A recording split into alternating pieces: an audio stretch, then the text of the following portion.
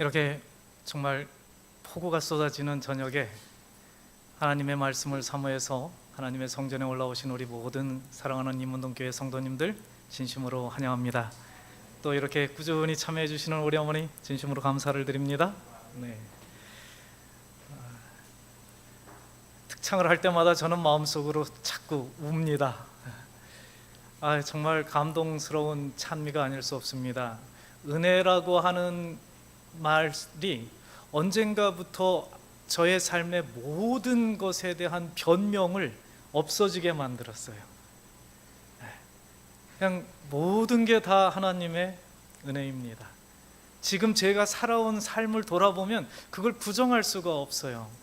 그래서 감사하기만 하지요. 근데 잠깐 정신을 놓으면 또 교만 덩어리가 이렇게 쑥 올라오고 마치 내가 내 인생을 다 만든 것 같고, 그런 때가 이 죄의 세상 속에서 살아가는 우리들의 연약함이 아닌가 싶습니다. 하지만 하나님께서 오늘 우리가 드리는 예배를 받아주시고 우리의 마음이 조금 더 예수님의 마음을 닮아갈 수 있는 시간으로 인도해 주시면 정말 좋겠다 소망합니다. 어느 날 스펄전이 학생들을 모아놓고 설교에 대한 강의를 하고 있었다고 합니다. 영국에 아주 대부흥을 일으켰던 그 스펄전이라고 하는 목사님 계셨지 않습니까? 이분이 설교로 아주 탁월하신 분이었는데, 그날 설교자는 어떻게 설교해야 하는가? 하늘을 설교할 때에는 마치 내가 하늘에 있는 것 같은 표정을 하고 모든 이 제스처나 분위기가 다 그래야 된다. 그러니까 저쪽에 앉아있는 항상 시무룩하고 뾰루통하고, 왜 강의하시면 항상 그런 학생 하나 있죠. 이렇게 삐딱하게 서가지고 언제 교수님 애목일까 막 이러는 그런 학생 하나가 손을 번쩍 들더니 그러더래요. 그러면 목사님, 지옥에 대하여 설교할 때는 어떻게 해야 합니까? 그러니까 목사님이 이렇게 딱 보더니 넌 그냥 네 표정대로 하면 돼, 그랬다고 해요. 우리가 살아가면서 그리스도인은 그리스도인인 줄 사람들이 알아봐야 합니다. 그럴 수 있도록 우리가 아침에 하루를 시작하기 전에 하나님의 성령을 말씀으로 영접하고 살 수 있어야 합니다. 하루를 잠자리에 들기 전에 내 모습이 좀 어그러져 있더라도 다시 한번 또 하나님의 말씀의 감화 안에 우리의 삶을 잘 마무리할 수 있어야 합니다. 오늘 이 저녁에 우리가 하나님의 말씀을 다시 펼치고 오늘 하루를 마무리할 수 있도록 은혜를 베풀어 주신 하나님께 다시 한번 감사를 드립니다. 오늘 본문의 말씀, 이게 날아갔습니다. 어디 갔지? 아까 막 뭘 하면서 날아갔는데 제가 읽겠습니다. 여러분 본문이 안 나오니까. 오늘은 여호수아에 있는 말씀입니다.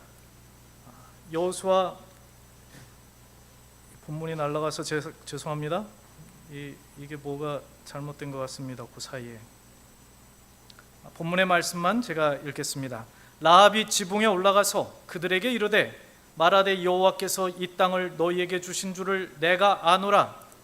너희가 너희를 심히 두려워하고 이 땅 백성이 다 너희 앞에 간담이 녹나니 이는 너희가 애굽에서 나올 때에 여호와께서 너희 앞에 홍해물을 마르게 하신 일과 너희가 요단 저편에 있는 아모리 사람의 두 왕 시온과 옥에게 행한 일, 곧 그들을 전멸시킨 일을 우리가 들었습니다.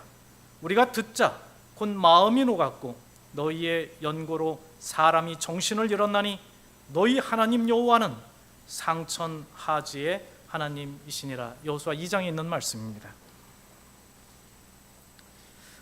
철학자이자 신학자인 폴 틸리히라고 하는 분이 계십니다.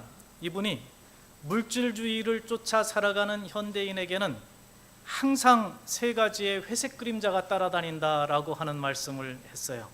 첫 번째 그림자는 공허감이라고 했습니다. 바쁘고 분주하고 열심히 사는데 마음이 공허하다는 거예요. 두 번째 그림자는 죄책감입니다.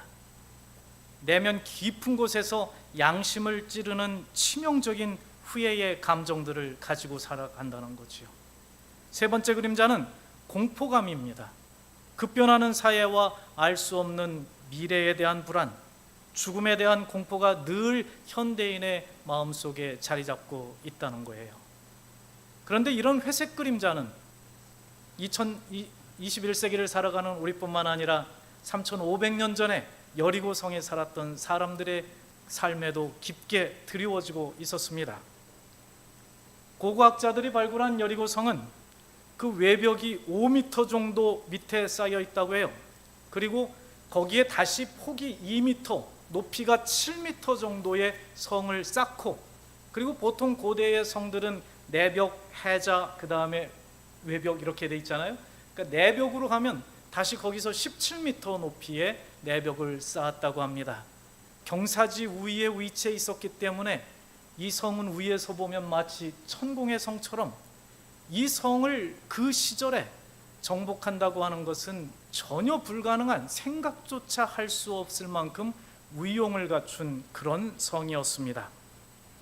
여호수아에게 여리고 성은 38년 전 자신이 정탐할 때나 지금이나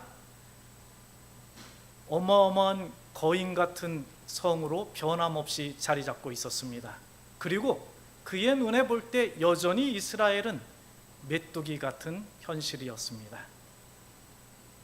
하지만 하나님의 말씀이면 말씀하신 그대로 될 것을 항상 믿고 살아왔던 여호수아의 믿음은 38년 전 가졌던 믿음이나 그 숱한 세월이 지나고 난 지금의 믿음의 모습이나 일반이었죠. 저는 여호수아와 또 모세를, 믿음의 노독들을 보면서 늘 부러운 게 한 가지 있어요. 나도 그랬으면 좋겠다 하는 게 있습니다. 여러분 혹시 예수님 믿다가 울어보신 적 있어요? 너무 감동되고 너무 벅차고. 요즘도 우세요? 그러면 행복한 분입니다. 그런 상록수 같은 믿음 말이에요. 38년 전이나 그 어렸을 때, 철 모를 때 가졌었던 그 감수성, 예민할 때 가졌던 그 믿음이나, 뭘 좀 인생을 알고 덕이 좀 생겼다 싶은 지금이나 내 마음속의 믿음은 여전히 젊은 사람, 그런 사람이 되면 얼마나 좋을까 싶습니다. 여호수아는 그런 사람이었어요. 그래서 이제는 때가 되었고 가서 여리고성을 취하라고 하는 하나님의 명령이 내려지자마자 그는 믿음으로 두 정탐꾼을 스파이로 정찰하기 위해서 보냈지요. 그리고 그 스파이들은 사람들에게 의심을 받지 않도록 하기 위해서 여행객인 것처럼 가장해서 성벽 위에 위치한 라합의 집 호텔에 체크인을 했습니다. 이 당시 호텔은 도성 입구 성벽 위에 위치해 있었고, 보통의 경우는 그 호텔의 여주인들이 기생의 일을 함께 하는 것이 이 고대 시대의 문화였다라고 합니다. 그러니까 라합은 이런 여자였어요. 호텔의 여주인이면서 여행객들과 군인들을 상대로 몸을 파는 기생이었으면서, 또 본문에 살펴보면 3대라고 하는 이 아마 있죠. 이걸 가지고 염색을 할 줄 아는 염색업자였습니다. 그 다음에 도성에 잠입한 스파이들을 찾는 왕의 정찰대로부터 이 두 스파이를 숨겨준 여인이었습니다. 라합은 하나님께서 남녀노소를 불문하고 너희가 들어가면 전부 다 진멸하라 라고 했던 그 여리고 타락한 그 도성에서 더 이상 낮아질 수 없을 만큼 낮아진 자리에서 살아가고 있는 사람들, 더 이상 타락할 것이 없을 만큼 타락한 사람들을 대표하는 부류였지요. 여러분, 적국의 스파이를 숨겨주는 일은 발각되면 그와 그의 모든 가족들이 몰살당할 수 있는 위험천만한 일이었습니다. 그런데도 라합은 왜 목숨을 걸고 이 스파이들을 숨겨주었을까요?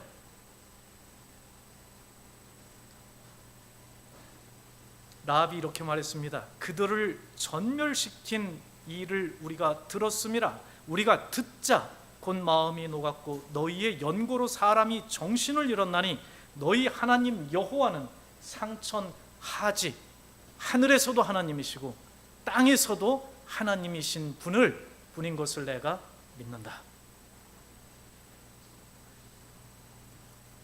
라합이 스파이들을 숨겨주면서 자신의 인생 전부를 이스라엘의 하나님께 걸었던 이유는 그 높은 성에 살면서 저 강 건너에 모여있는 이스라엘 백성들의 무리들을 내려다보면서, 그리고 그동안 그들에게 일어났던 일들을 수도 없이 계속해서 들으면서 이스라엘의 하나님이 세상에서 가장 강한 신이시고 진짜로 살아계시는 참 하나님이 맞구나 하는 확신과 믿음 때문에 그는 그들을 숨겨주기를 선택한 거지요. 바울은 이렇게 말합니다. 믿음이라고 하는 것은 들음에서 나는데 그 들음은 그리스도의 말씀에서 생기는 거다. 믿음의 원리의 핵심은 아주 간단합니다. 듣기에 있다라고 하는 거지요. 믿음을 갖길 원하면 들으면 됩니다. 하나님을 믿길 원하면 하나님 말씀을 들으면 됩니다. 부처님을 믿고 싶다면요, 부처님 말씀을 들으면 되지요. 저를 믿고 싶다면요, 저하고 3시간만 얘기하면 됩니다. 심리학자들은 그래서 사람의 행동을 변화시키고 싶다면 그 사람의 인식을 바꿔주어야 한다고 하는데, 그 인식을 바꿔주는 가장 좋은 수단은 듣기 훈련이다라고 얘기를 합니다. 우리 아이가 컴퓨터를 좀 안 했으면 좋겠다, 저 아이의 행동을 바꿔주고 싶다, 그러면 하지 마만 하면 안 됩니다. 컴퓨터를 해서는 안 좋은 결과들이 뭔지를 계속 얘기해주고 다양하게 얘기해주면 이 아이가 어느 날 인식이 바뀌면서 그의 행동도 바뀌게 된다라는 거죠.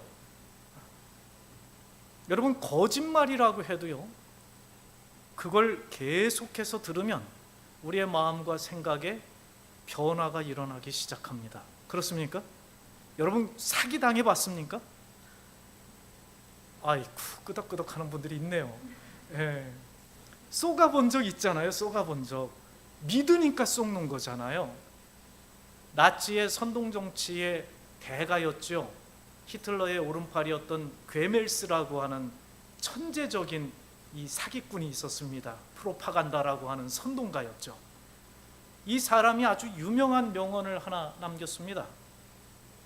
거짓말은 처음에는 부정되고 아니라는 거예요. 딱 들으면 그 거짓말인 줄 안다는 거죠. 그런데 한 번 더 들으면 의심받지만 되풀이하면 결국 모든 사람이 믿게 된다. 거짓말조차도. 그래서 중국의 중3 잊어버렸어요. 네. 똑같은 거짓말을 3번만 들으면 참인 줄 믿는다라고 하는 중국의 한 속담이 있지요. 네. 그래서 중3 살인이라고 하는 그런 말입니다. 우리가 거짓말이라고 해도 들으면 믿음이 생기는데, 지난달 크리스천 투데이에 아주 예민한 주제의 칼럼이 하나 실렸었습니다. 아세안 연합신학대학교의 신성욱 교수라고 하는 분이 기독교의 아주 도발적인 질문을 하나 거기에다 던졌어요. 설교는 수없이 쏟아지지만 성도들의 삶은 왜 변화되지 않을까? 이게 칼럼의 제목이었습니다. 여러분, 설교 많이 들으시나요? 네, 유튜브에 어마어마한 설교들이 많잖아요. 이 설교도 많고 프로그램도 많고 많은데 왜 성도들의 삶은 변화되지 않을까? 이분이 그런 질문을 거기에 던졌어요. 요한계시록에 보면 하나님은 예수님의 재림을 기다리는 모든 시대의 성도들에게 성령이 하시는 말씀 좀 제발 들으라고 호소합니다. 왜 교회를 어머니 뱃속에서부터 다녔는데 변화가 안 되는 걸까? 왜 안식일도 잘 지키고 예배도 성실하게 참여하고 설교도 잘 듣는데 변화가 안 되는 걸까? 이건 제 얘기입니다만 목사를 하고 있는데도 왜 행동과 삶이 그렇게 잘 안 바뀌는 걸까? 저도 이 문제를 곰곰이 생각해 보았습니다. 그런데 말입니다. 실제로 우리가 하나님의 말씀을 듣지 않고 있기 때문은 아닐까요?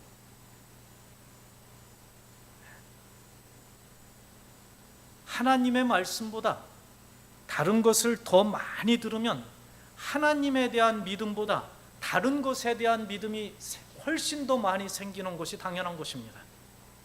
여러분, 돈에 대해서 많이 듣고 살면 돈에 대한 믿음이 생길까요? 안 생길까요? 생깁니다. 돈이 최고라는 믿음이 생깁니다. 그러면 그 돈에 인생 전부를 걸지요. 여러분, 쾌락과 안락이 이런 쾌락과 안락에 대한 이야기만 계속 듣고 살면 쾌락이 천국이라고 하는 믿음이 생깁니다. 그럼 그때부터는 쾌락에 인생을 걸고 살기 시작하는 겁니다. 라합은 계속 들어오던 살아계신 상천 하지에 하나님에 대한 믿음이 생겼어요. 왜요? 그분 얘기를 계속 듣고 있었기 때문에 그래요. 그리고 그 믿음 때문에 그는 이 하나님한테 내 인생 전부를 걸겠다고 작정하고 이 스파이들을 그날 숨겨준 거죠. 오늘 우리들의 선택도 라합과 같은 선택이 되면 참 좋겠습니다. 내 인생 전부를 살아계신 하나님께 제대로 한번 걸어봐야 되겠다 하는 믿음 말입니다. 라합은 돌아가는 정탐꾼들에게 구원을 약속하는 징표로 받은 붉은 줄을 성벽에 걸어놓기 위해서 이제 든든하게 만들기 시작합니다. 염색업자였던 라합이 자신과 가족의 구원을 보장할 유일한 징표인 이 붉은 줄을 얼마나 붉게 만들었을까요? 여러분이 라합이라면 자신이 갖고 있는 염색 기술을 다 동원해서 천리 밖에서도 한 번에 보일 수 있을 만큼 붉게 만들었겠죠. 얼마나 든든하게 만들었을까요? 배라도 끌어올릴 만큼 든든하게 만들었겠죠. 이 붉은 줄이라고 하는 히브리 원어가 사실 다른 성경에서는 소망이라고 하는 단어로 사용된 말입니다. 여리고에 다가오는 심판의 날, 멸망과 종말의 날을 바라보면서 라합과 그 가족의 구원의 소망은 오로지 이 붉은 줄 하나에 달려 있었습니다. 그 붉은 줄에 인생 전부의 소망을 건 라합의 인생은 어떻게 되었을까요? 잘 아시는 것처럼 드디어 일곱째 날 이스라엘 백성들이 여리고 성을 7바퀴 돌고 나서 마지막 나팔을 쫙 불고 그 다음에 소리를 와 하고 질렀더니 그게 다예요. 그 다음은 알아서 성이 우르르 무너져 내리는 역사가 있었죠. 그런데 그날 온 땅의 모든 것이 다 무너져 내리고 멸망이 임하는 시간에 유유히 무너지지 않고 견고하게 서 있는 집이 한 채 있었습니다. 누구의 집이었을까요? 이스라엘 백성들은 성을 돌면서 매일 그 붉은 줄을 확인했을까요? 하루에 한 바퀴 돌면서 받은 특명 있죠? 붉은 줄이 걸려 있는 집을 확인해라. 붉은 줄이 있는 집이 어딘지 확인해라. 우리가 찾아갈 집은 저 집이다. 그 다음 날도 확인했을까요? 그 다음 날도? 그리고 안식일 7바퀴 돌면서도 저 집이다 저 집이다 얘기했을까요? 13번을 확인했을 것입니다. 그리고 그 집이 견고하게 서 있는 것을 보았던 거죠. 여러분, 엊그제 일본에 또 큰 지진이 일어나서 지금 원자력 발전소가 또 사고가 났다고 하죠. 지진이 어마어마하게 일어날 때에 무너지지 않고 견딜 수 있기 위해서 사람들은 모든 기술을 동원해서 건축을 함에도 불구하고 견딜 수 없는 강력한 지진이 임할 때가 있습니까? 네. 그런데 라합의 집은 견고하게 서 있었어요. 붉은 줄이 걸려있는 그 집이었습니다.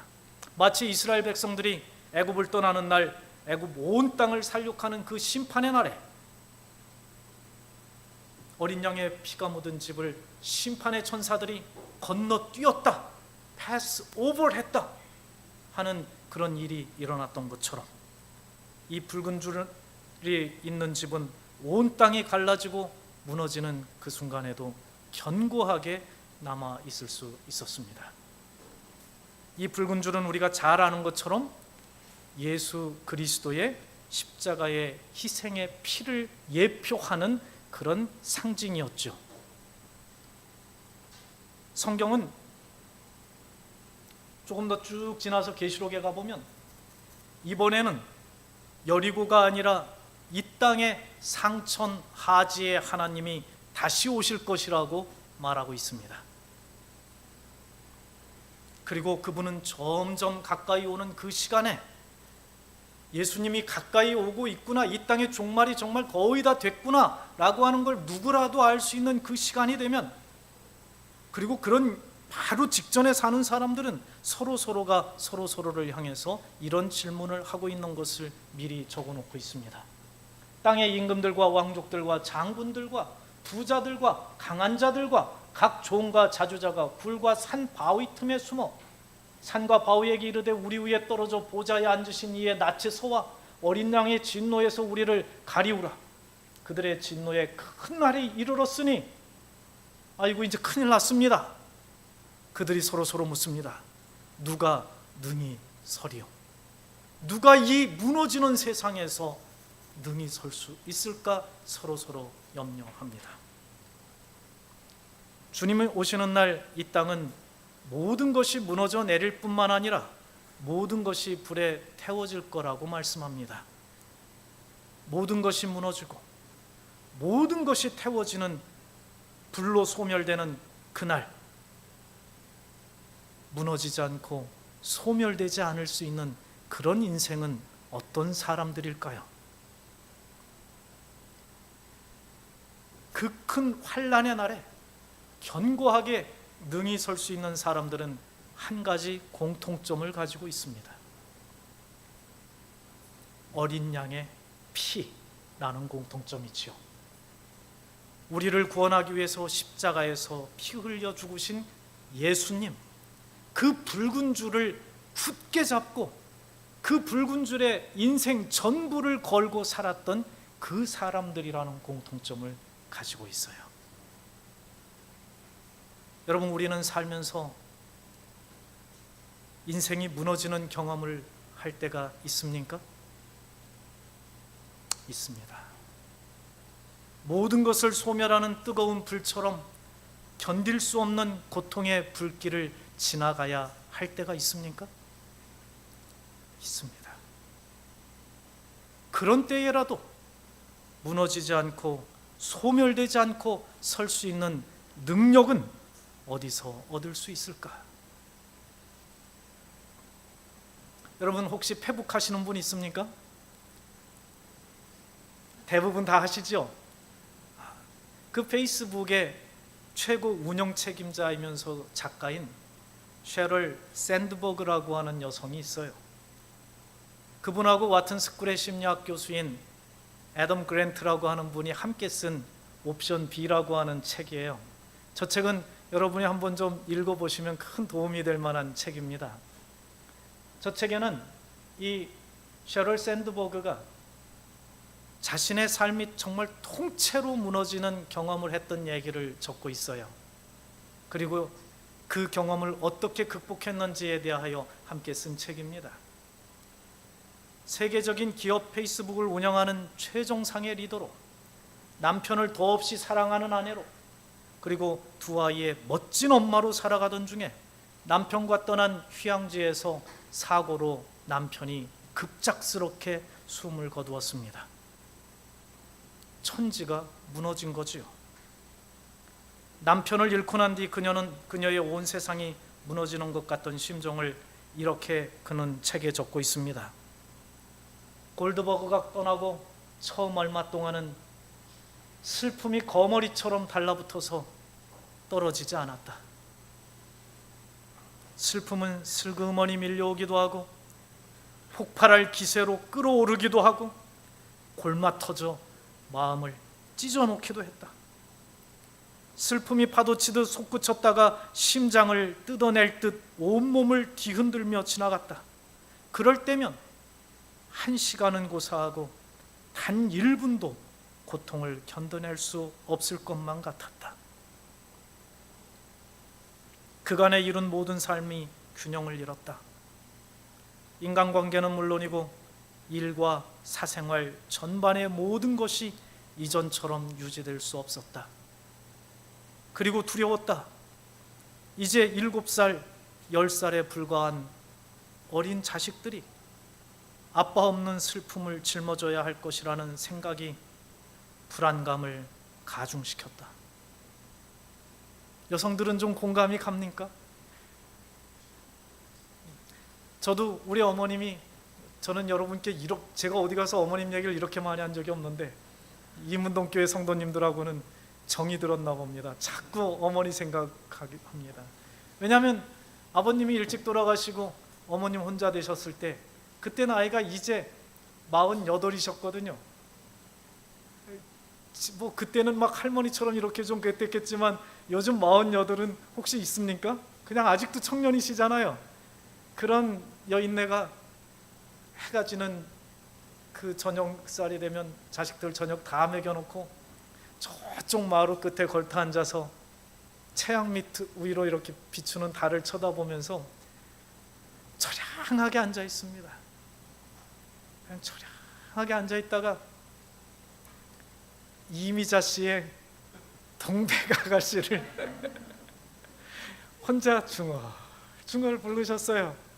그래서 제가 뭐 다른 대중가요 잘 모르는데 이 동백아가씨는 듣는 거 참 좋아합니다.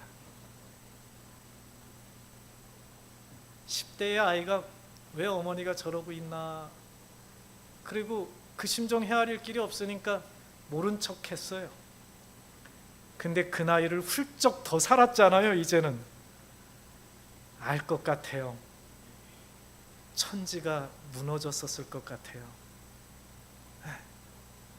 모든 삶이 무너져 내리고 단 1분의 고통도 견뎌낼 수 없을 것 같이 괴로운 시간을 이 셰럴 샌드버그는 어떻게 이겨낼 수 있었을까요?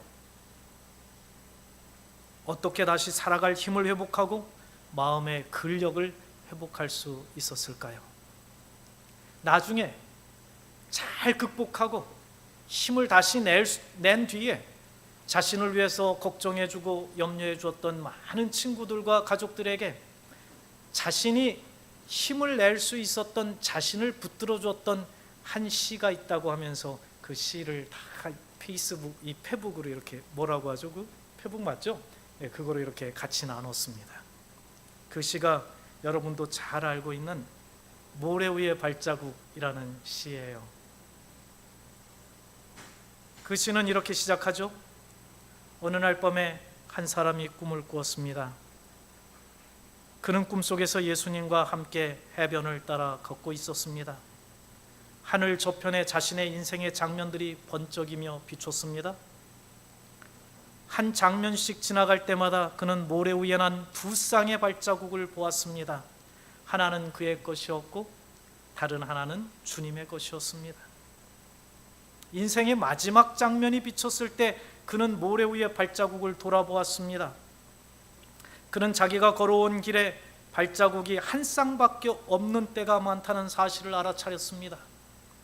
그때가 바로 그의 인생에서 가장 어렵고 슬픈 시기들이었다는 것도 알게 되었습니다. 그것이 몹시 마음에 걸려서 그는 주님께 물었습니다. 주님께서는 제가 당신을 따르기로 결심하고 나면 항상 저와 함께 동행하시겠다고 하셨습니다. 그런데 지금 보니 제 삶의 가장 어려운 시기에는 한 쌍의 발자국밖에 없습니다. 제가 주님을 가장 필요로 했던 그 시기에 주님께서 왜 저를 버리셨는지 모르겠습니다. 주님께서 대답하셨습니다.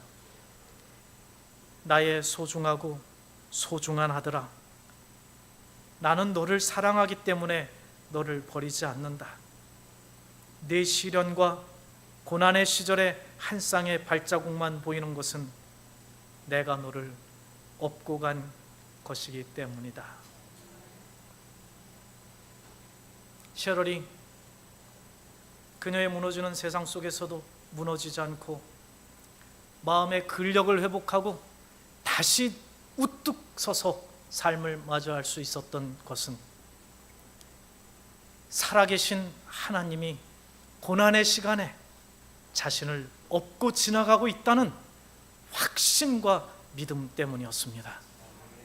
그는 다시 살아계신 하나님께 자신의 인생 전부를 걸고 그분을 의지하고 살아간 힘을 얻은 것이지요. 복음성가의 아버지라고 불리는 토미 돌시 목사님, 돌시라고 하는 분이 있습니다. 이분은 목사님의 아들이었어요. 그런데 그는 신앙적인 분위기보다는 재즈와 블루스가 훨씬 더 좋았습니다. 그래서 엘비스 프레슬리와 함께 숱한 공연을 하면서 세상에서 브루스 음악의 거장으로 부러울 것 없이 살아가고 있었습니다. 그러다 건강이 너무 안 좋아지게 되었고 투병을 하면서 다시 하나님을 만나고 건강과 신앙을 회복한 뒤에 교회로 돌아와서 성가대 지휘자가 되어 섬기고 있었습니다. 그렇게 살면서 함께 신앙하는 자매 네티를 만나서 결혼도 하게 되었습니다. 그리고 그 시절 대도시에서 열리는 신앙 부흥회에 초청을 받아 찬양 사역을 하곤 했습니다. 그러던 중 아내가 임신을 했어요. 배가 점점 불러오고 이제 산딸이 가까웠을 때에 세인트 루이스라고 하는 도시에서 어마어마하게 큰 신앙 부흥회를 개최한다고 했습니다. 그때 그곳에서 연락이 오기를 이곳에 와서 찬양을 좀 인도해 주시면 안 되겠냐고 부탁이 온 겁니다. 그런데 아내의 출산이 너무 가까이 왔기 때문에 혹시라도 자기가 집을 떠나 있는 동안에 애를 낳으면 어떨까 걱정이 되어서 가고 싶지 않았지만 와서 좀 특별한 찬미를 좀 몇 곡 불러주시면 정말로 하나님께 영광이 될 거라고 하는 말을 듣고 그가 내키진 않았지만 무거운 발걸음으로 세인트 루이스를 향해 갔습니다. 그리고 그곳에서 특창을 하고 마지막 찬미를 다 한 뒤에 자리에 와서 앉았는데 옆에 있는 분이 전보를 하나 전해주었어요. 급한 전보인데 빨리 보셔야 될 것 같다고. 전보를 펼쳐 읽었어요. 아내 위도 급히 귀가 바람. 그 전보를 받자마자 집으로 돌아갔습니다. 집에 도착했을 때에 이미 아내는 난산으로 죽어 있었고 사산된 아이도 아내의 관 옆에 함께 나란히 누워 있었습니다. 그는 모든 세상이 무너지는 비통한 절망 속에 이렇게 하나님께 부르짖었습니다. 하나님, 너무합니다. 정말 너무합니다. 하나님, 이럴 수는 없습니다. 하나님과 신앙을 떠나고 싶을 만큼 마음이 괴로웠고 또 한편으로는 너무 힘드니까 제발 하나님 나 좀 구원해 주시고 나 좀 도와주십시오. 이 고통에서 나를 좀 제발 건져 주십시오 라고 부르짖으면서 며칠의 시간이 지나갔습니다. 어느 날 학교에 음악 교수로 있는 친구가 와서 산책이나 하자고 하며 이 친구를 그 학교로 데리고 갔습니다. 운동장을 지나가는데 그날은 눈이 수북히 쌓여서 그 운동장에 눈이 가득 쌓여 있었어요. 그 운동장을 지나가는데 누가 써놨는지 그 수북히 쌓인 눈 위에 주님이여 이 손을 좀 잡아 주십시오 라고 하는 글귀가 하나 써 있었어요. Take my hand, precious Lord.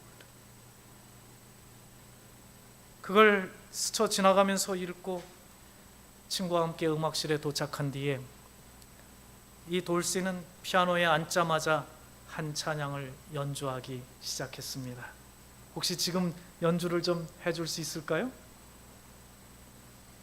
어떤 노래였냐면 이런 노래였어요. 그리고는 찬양을 계속해 나가면서 그는 가사를 적어보기 시작했어요. 주님이여 이 손을 꼭 잡고 가소서. 약하고 피곤한 이 몸을 폭풍의 흑암 속 해치사 빛으로 손잡고 날 인도하소서. 혹시 이 찬미 아시는 분들 있습니까?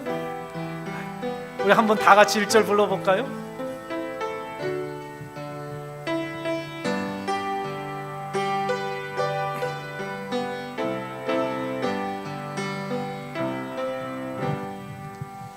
주님여 이 손을 꼭 잡고 가소서. 약하고 피곤한 이 몸을 폭풍우 흑암 속 해치사 빛으로 손잡고 나를 인도하소서.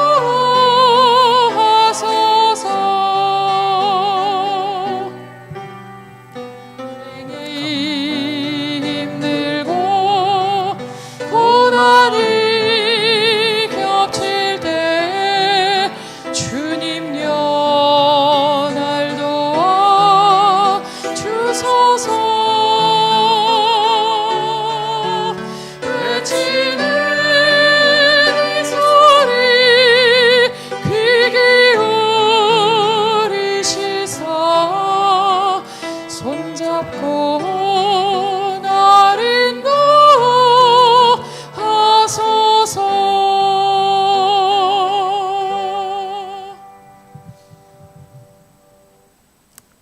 그는 그렇게 써 내려갔어요.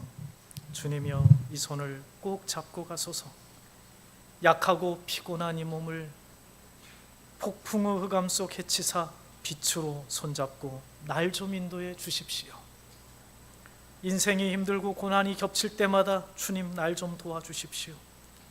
외치는 이 소리 귀 좀 기울여 주셔서 손잡고 나를 좀 인도해 주십시오. 정말 하나님께 부르짖는 심정으로, 피를 토하는 심정으로 이렇게 노랫말을 쓰기 시작하자 원망과 의심이 사라졌습니다. 하나님의 사랑으로 채워짐을 느끼면서 그는 다시 한번 모든 것이 합력하여 선을 이루게 하시는 그 하나님의 선하신 섭리와 이유를 그가 확실히 믿고 내가 하나님을 믿어보리라, 내 인생을 다시 한번 하나님을 의지하리라 하면서 힘을 내 일어날 수 있었습니다. 제가 좋아하는 부조와 선지자에 나오는 문장입니다. 아벨은 믿음과 순종을 선택하였고 가인은 불신과 반역을 선택하였다. 모든 문제는 여기에 달려 있다. 맞습니까? 네. 똑같은 상황을 놓고 우리는 다른 걸 선택할 수 있습니다. 고통당하지 않는 사람이 없습니다. 눈물 흘리지 않을 사람 없습니다. 아프지 않는 사람 없습니다. 그런데 거기서 절망을 선택할 것인가? 아니면 살아계신 하나님께 나의 희망을 두고 나는 하나님과 함께 살리라 선택할 것인가? 다른 운명을 맞이할 수 있는 것입니다. 이 땅에 심판이 임하는 날 모든 천사들은 그들의 마음에 붉은 줄을 붙들고 있는 사람들, 하나님을 인생을 걸고 믿고 있는 사람들을 수십 번, 수백 번 확인하면서 저기 있네, 저기 있네, 저기 있네, 수십 번, 수백 번 확인하고 있다가 예수님이 이 땅에 임하시고 모든 것이 무너지는 세상 속에서 그들을 멸망치 않고 영원히 살 수 있도록 구원해 낼 것이라고 하나님은 분명하게 약속합니다. 모든 것이 무너지는 날, 우리는 어떻게 무너지지 않는 인생을 살 수 있을까요? 모든 것이 불에 타 소멸하는 날, 우리는 어떻게 능히 설 수 있는 인생을 살 수 있을까? 그대의 희망은 그대 자신 안에 있지 않다. 그것은 그리스도 안에 있다. 어려운 시기가 되면 그들은 그들의 도움이 되시는 하나님께로 돌아가야 한다. 어려운 시기가 되면 우리는 돌아가야 할 곳으로 돌아가야만 안전합니다. 오늘 밤 우리 모두도 선택할 수 있습니다. 우리를 위하여 피 흘려 죽기까지 사랑하시는 살아계신 그 하나님께 나의 인생의 소망을 두기를 선택할 수 있습니다. 인생 전부를 걸고 그분을 믿고 살아가는 삶을 선택한다면 하나님도 약속하신 대로 우리를 멸망치 않고 영원히 살 수 있도록 굳게 서고 능히 설 수 있는 삶으로 우리를 인도해 주실 것입니다. 오늘 우리 주님을 함께 기도하면 좋을 것 같습니다. 주님, 우리 손을 좀 잡아주십시오. 주님, 우리를 좀 업고 지나가 주십시오. 세상의 모든 것이 무너지고 모든 것이 소멸되는 그날까지 주님께서 우리와 동행해 주십시오. 우리 모두가 이 저녁 함께 주님과 살아가는 것을 선택하는 우리 모든 이문동교회 성도들이 되기를 주님의 이름으로 간절히 소망합니다.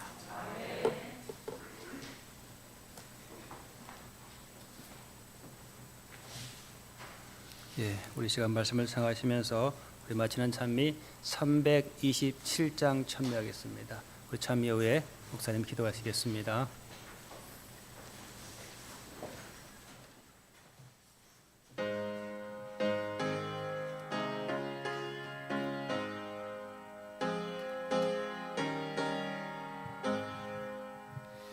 나 주를 멀리 떠났다 이제 옵니다. 나 죄의 길